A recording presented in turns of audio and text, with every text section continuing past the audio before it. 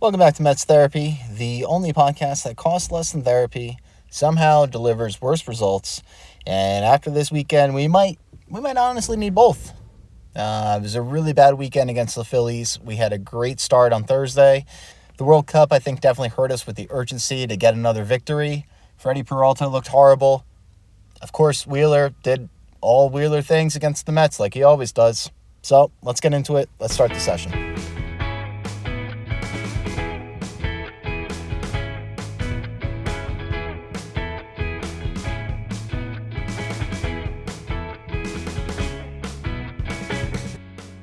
Well, Mets fans, we made it through another weekend, but barely. The Phillies and the Mets met up for what was advertised as a baseball series, but what many Mets fans experienced felt more like a public demonstration of emotional damage. Philadelphia came into the weekend and reminded us that while the Mets may have talent, they also have a unique ability to make every game feel 10 times harder than it actually needs to be. And honestly, by the end of the weekend, wasn't every Mets fan having the exact same thought?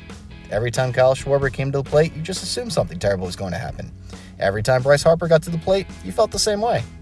It didn't matter what inning it was. Didn't matter what the score was. The moment either of those two stepped into the batter's box, every Mets fan collectively muttered, "Well, here we go again." And the worst part wasn't even the losses themselves. Mets fans are professionals when it comes to losing. We've had decades of training. The worst part was the feeling, the energy, the lack of execution in big moments. The feeling that every time the Mets had a chance to get back into the game, they immediately found a creative new way not to. The starting pitching continues to be a concern. It was really disgusting these past two games.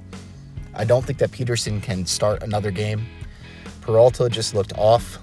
I don't know if he was tipping pitches or something. I didn't really look at it intensively, but I got a feeling he probably was. Something was going on. The offense, well, some days it looks unstoppable. Other days it looks like everyone forgot their bats right on the team bus. And yet, here comes a part of the show where we reluctantly provide a little bit of optimism. Because the Cubs are coming into town this week, and that's exactly the type of series where the Mets can reset the narrative. So what needs to happen? I mean, first, we need some starting pitching. It's really got to do something these next three games. And all this talk about Francisco Lindor, we got to get away from that. Soto's got to go back to being Soto like he was that first game against Philly. Benge has been great these past 2 days. Homer after homer. Let's keep it up. Another homer today.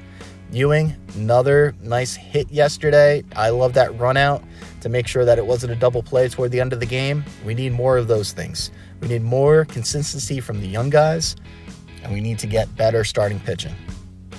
But what do you think? Let us know. Give us a call, 609-551-0901, or leave us a comment at metstherapy.com. Mets Therapy, cheaper than therapy, worse results. Let's go Mets.